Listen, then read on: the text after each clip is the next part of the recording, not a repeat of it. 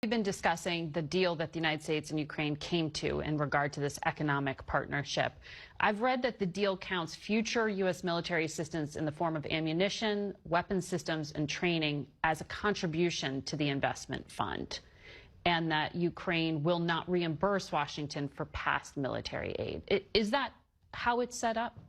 Well, first of all, it's important that it's going to be, as we say, a 50-50 deal. So we together will set up that fund, we will run it together, and all the future contribution that or investments that U.S. will be providing us, including military deals, will be counted as contribution to that fund, and Ukraine will be also committing the proceeds from the new licenses and new developments into the fund. So essentially, it's a true partnership where we would be able to put resources together in order to invest into a wide range of projects, including infrastructure, including rare earths, including critical minerals, and both of our nations will benefit from it. When does that get up and running?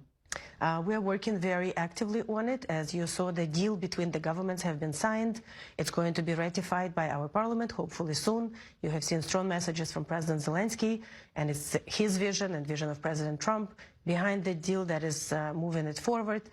Of course, there will be the creation of the fund, the setup of the fund. I used to work in private equity in my previous life. That takes a little bit of time, but we are moving very fast. So hopefully the teams will put everything together and we'll start working. But within this, there aren't security guarantees. Are there promises of future military aid from the United States? Because if this effort to get a peace deal together doesn't work, the fate of the war is still in question. Well, you know, the situation with Russian aggression towards Ukraine is so complex. There are many. We're discussing the potential possible peace deals. We're discussing this economic partnership deal, which is already signed.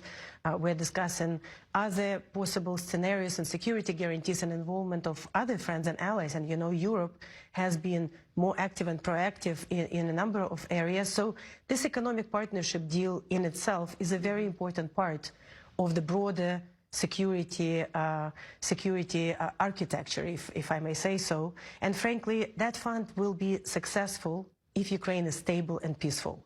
So in a way, it's an important part of the future security guarantees.